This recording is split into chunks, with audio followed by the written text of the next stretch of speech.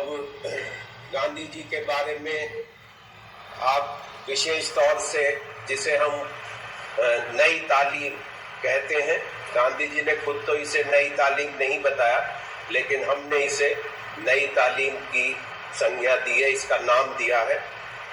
मेरे ख्याल से 2018 में ही उसको नई तालीम घोषित किया गया, जो जावड़ेकर जी ह्यूमन रिसोर्स मिनिस्टर थे। जो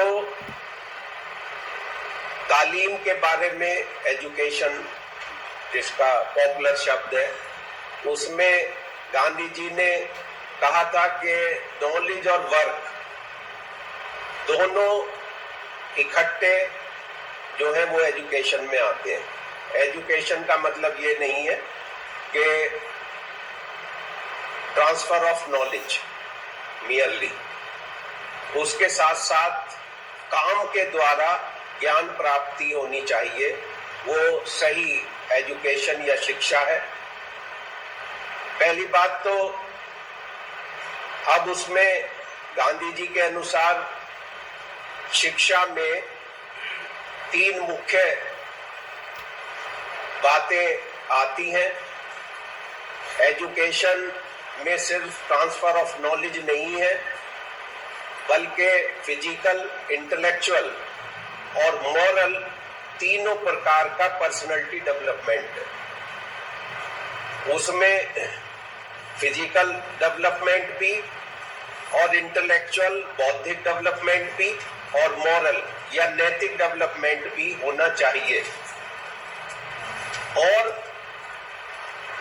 जब उनका मतलब ये कहने से कि हमें वर्ग के साथ शिक्षा ग्रहण करनी है, उसका मतलब ये था कि जो हम शिक्षा ग्रहण कर रहे हैं उसमें और जो हम कर रहे हैं उनमें फर्क नहीं होना चाहिए। कि शिक्षक के रूप में या शिक्षार्थी के रूप में तो हम बहुत बातें मॉरलिस्टिक, इंटेलेक्चुअल करते हैं, पर अपने जीवन में उन्हें नहीं उतारते। मेरा जो उसका इंटरप्रिटेशन है, गांधीयन फिलॉसफी कह लो या थ्योरी कह लो, या जो कंसेप्ट ऑफ एजुकेशन है, उसमें जो वर्क का कंसेप्ट है वो ये जो सर ने अभी बताया कि काम करते करते सीखना, इंजीनियर और मैकेनिक का जो फर्क बताया, तो थ्योरिटिकल के साथ प्रैक्टिकल नॉलेज भी। लेकिन मैं उससे आगे का मेरा इंटरप्रिटेशन है कि जो भी बहुत अच्छी अच्छी बातें हम करते हैं, चाहे वो सम्मेलन हो, सेमिनार हो, चाहे वो कोई गोष्ठी हो, या इवन क्लासरूम में या दूसरे के लिए हम कहते हैं, जो सर ने भी बताया कि लोग क्या कहेंगे और कोई कुछ कहे, मुझे क्या फर्क पड़ता है। तो दोनों में जो फर्क बताया वो ही हम में फर्क है कि हम दूसरों के लिए तो बहुत बातें बताते हैं, लेकिन अपने ऊपर किसी भी बात का या अधिकांश बातों का जिन्हें हम मानते हैं कि ये सबको माननी चाहिए, उसका पालन नहीं करते। जो शिक्षा है, आप लोग सब शिक्षकों को एक्सपर्ट बनाने वाले शिक्षक हैं, मतलब डबल शिक्षक है, शिक्षक स्क्वायर है कि यू पीपल प्रोड्यूस शिक्षक। आप खुद ही शिक्षक हैं और शिक्षक को ही प्रोड्यूस करते हैं। जैसे हमें लोग कहते हैं कि हम वकील हैं और वकील बनाते हैं, तो जो मॉरल वैल्यूज, एथिकल वैल्यूज हम वकीलों के लिए पढ़ाते हैं वो हम में भी होनी चाहिए। खासतौर से शिक्षक में एक बार को जो रियल लाइफ में एडवोकेट है या वकील है, उनमें हो या ना हो, पर उसके शिक्षक में तो होनी ही चाहिए। तो जो देखिए, मेरे हिसाब से जो शिक्षा है, टीचिंग है, टीचिंग में 3 बात आती है। पहली है व्हाई टू टीच, क्यों पढ़ाना जरूरी है, या क्लास टीचिंग। आपके यहाँ खास तौर से हमारे हाईएस्ट लेवल तक, even in higher education, right from primary to highest education, there is class teaching system. उसमें क्लास टीचिंग का सिस्टम है।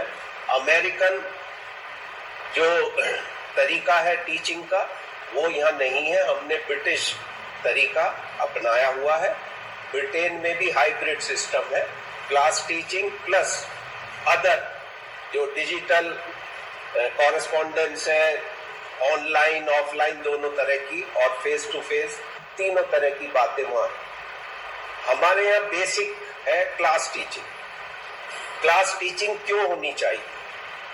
दूसरी बात है कि व्हाट टू टीच, क्या पढ़ाया जाना चाहिए, कि क्लास में क्या पढ़ाया जाना चाहिए। तीसरी बात है कि हाउ टू टीच, कैसे पढ़ाया जाए। अब ये तो ज्यादा लंबी बात है, पर आज मैं ये नहीं बताऊंगा कि व्हाई टू टीच, क्यों क्लास टीचिंग तरीका हमें अपनाना चाहिए, ना ये बताऊंगा कि कैसे पढ़ाया जाना चाहिए। सिर्फ ये बताना चाहूंगा कि व्हाट टू टीच, क्या पढ़ाया जाना चाहिए। क्यों कि सामान्यतः हम उसकी इंपॉर्टेंस नहीं मानते। Right from the beginning primary level से हम सिलेबस हमने बना लिए कि प्राइमरी लेवल पर ABCD सिखानी है या AR सिखाना है। सेकेंडरी मतलब जब वो नर्सरी से KG में आएगा तो पोएम सिखानी है, फर्स्ट में आएगा लिखना सिखाना।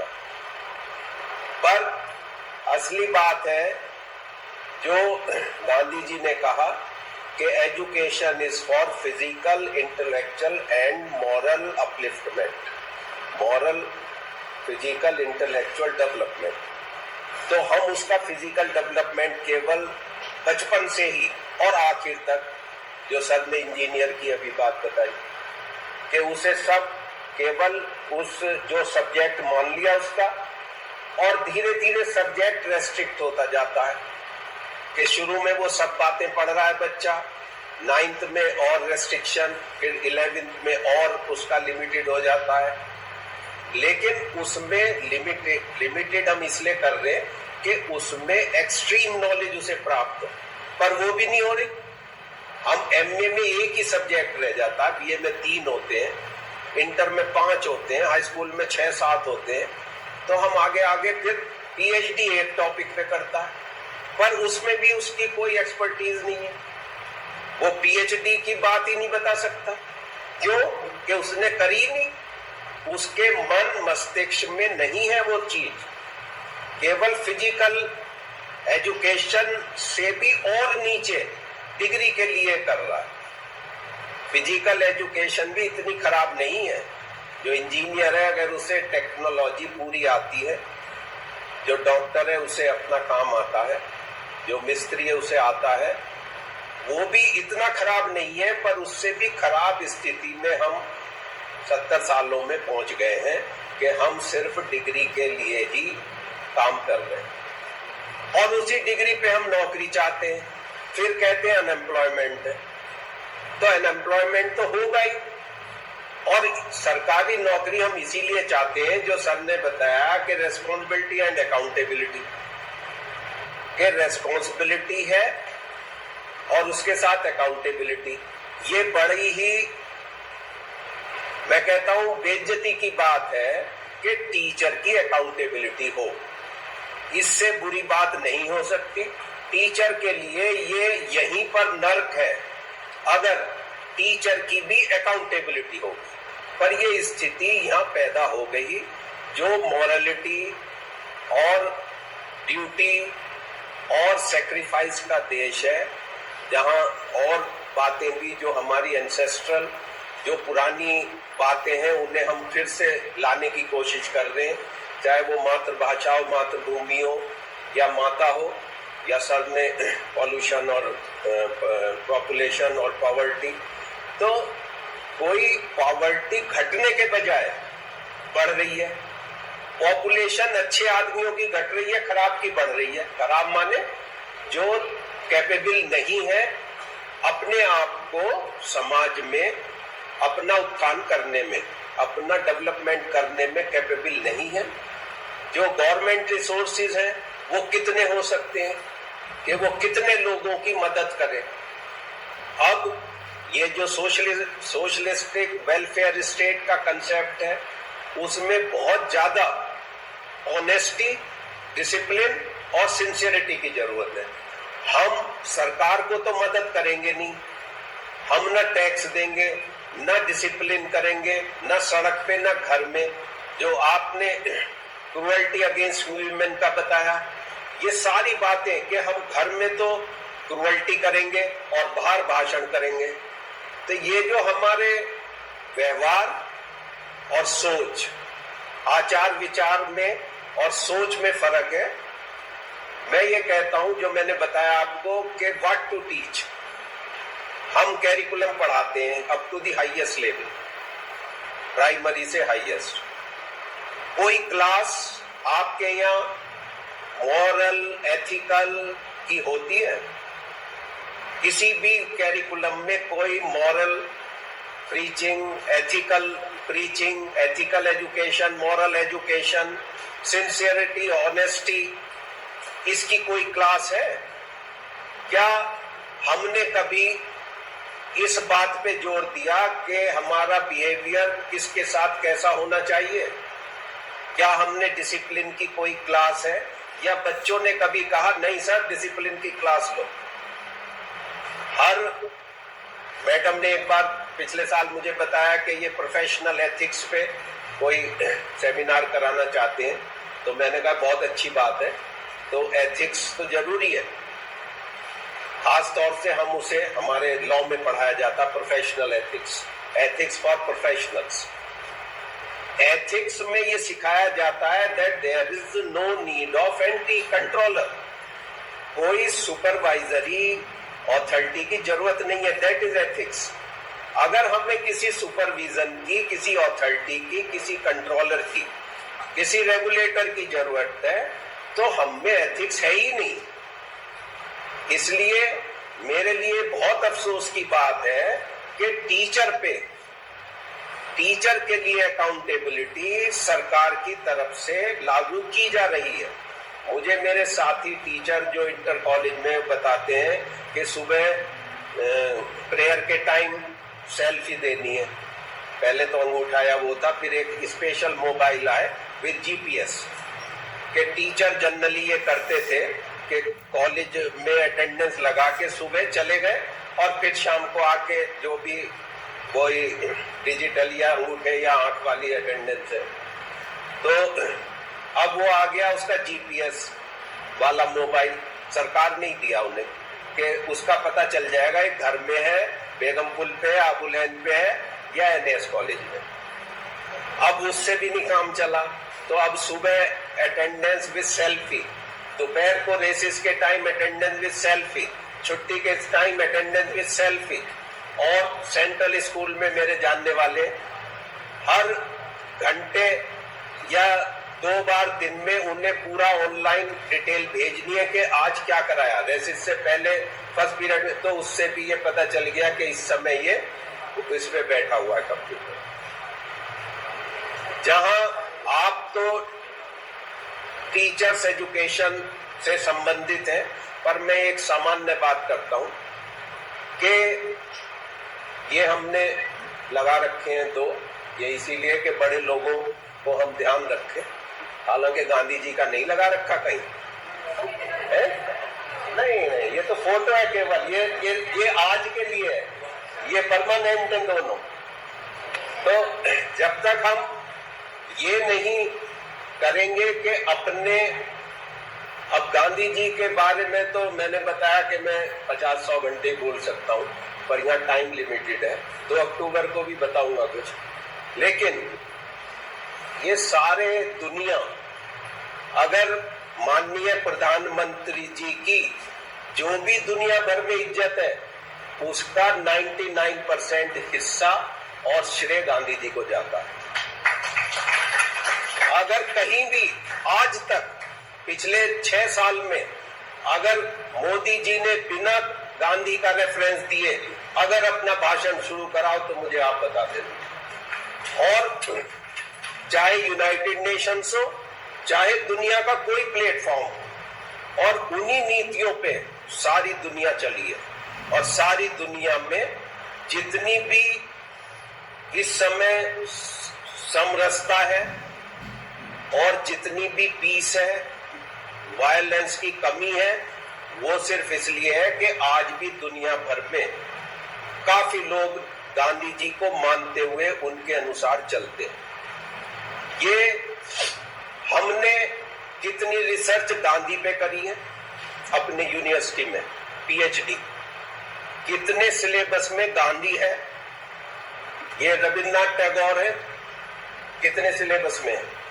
कितने रिसर्च हमने बौद्ध पे करी है, कितनी विवेकानंद पे करी है, या कितनी हमने लोकमान्य तिलक या जो हमारे मॉडर्न फ्रीडम फाइटर रहे उन पे करी है।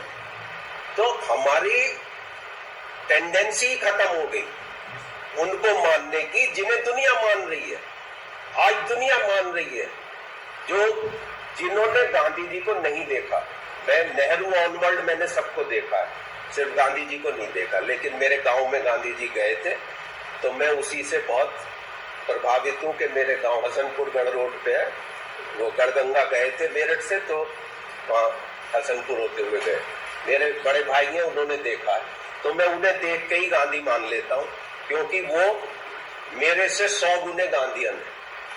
तो अब मैं जितना भी हूं, यानी कि मैं अपने को 1% से ज्यादा नहीं मानता।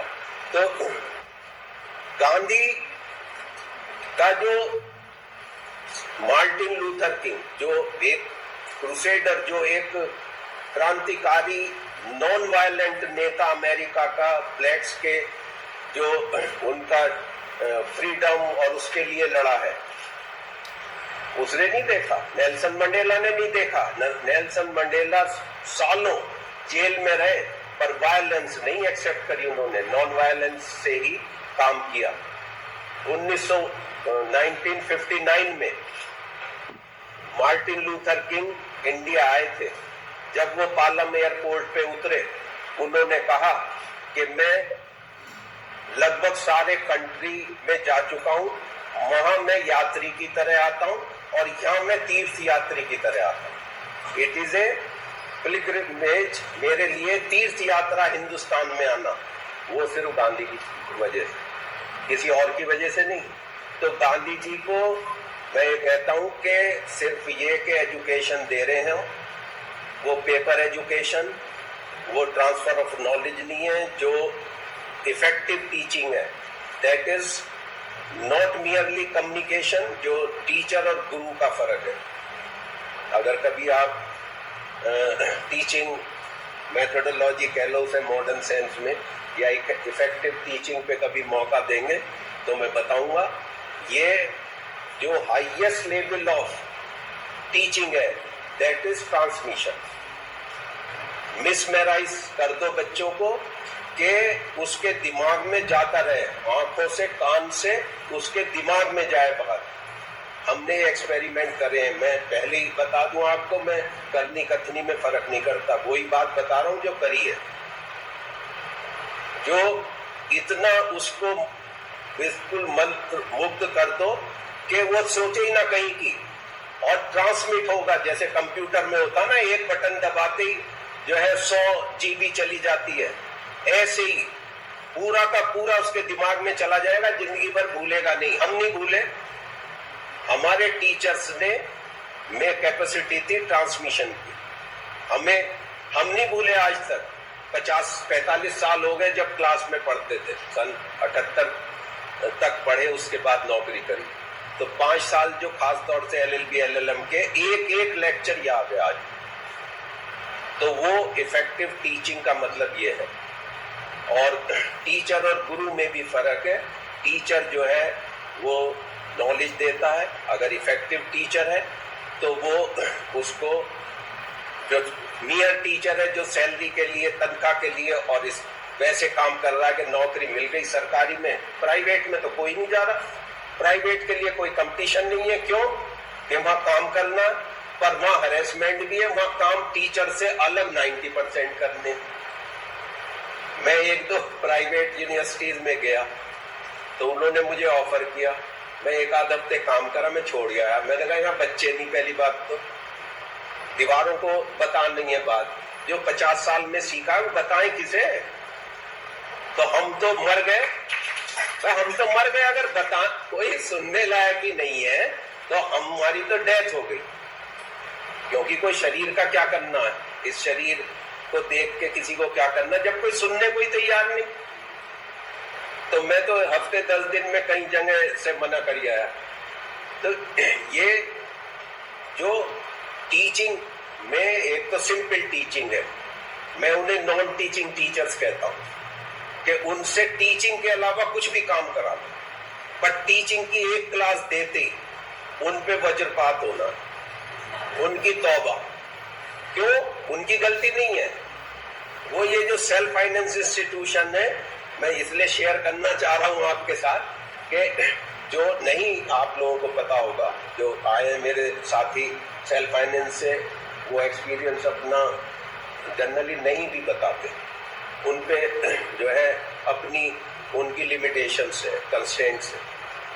तो नॉन टीचिंग टीचर बना दिया हमें, और टीचिंग में हम सिर्फ मानते हैं ये ट्रांसफर ऑफ इंफॉर्मेशन, ये दिया हुआ है कहीं, हमने पढ़ लिया, भी बच्चे ने पढ़ा नहीं है तो बस उसे बता दिया, दैट इज सफिशिएंट। इसे मैं टीचिंग कहता हूँ, ट्रांसफर ऑफ इंफॉर्मेशन।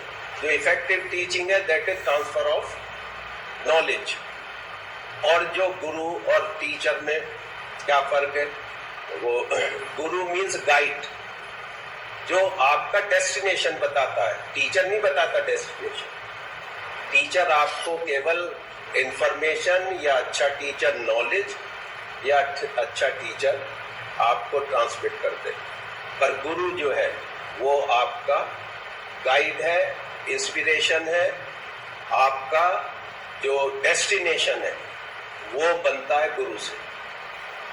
तो ये बातें आप क्योंकि टीचर हैं और टीचर बनेंगे, बनाएंगे टीचर और लोगों को, तो थोड़ी बहुत बातें हैं, क्योंकि टाइम कम है। तो मैं आप सबको यहाँ, क्योंकि मैं इस कॉलेज से संबंधित हूँ, तो आप लोगों का स्वागत भी करता हूँ और शुभकामनाएं भी देता हूँ, और ऑर्गेनाइजर का भी बहुत शुक्रिया, और सर दुबे सर का बहुत बहुत धन्यवाद। आपने बहुत बढ़िया बढ़िया बातें बताई और काफ़ी वाइड एस्पेक्ट आपने इस एजुकेशन पॉलिसी का और सब बताया। सबको बहुत बहुत शुभकामनाएं, धन्यवाद, नमस्कार।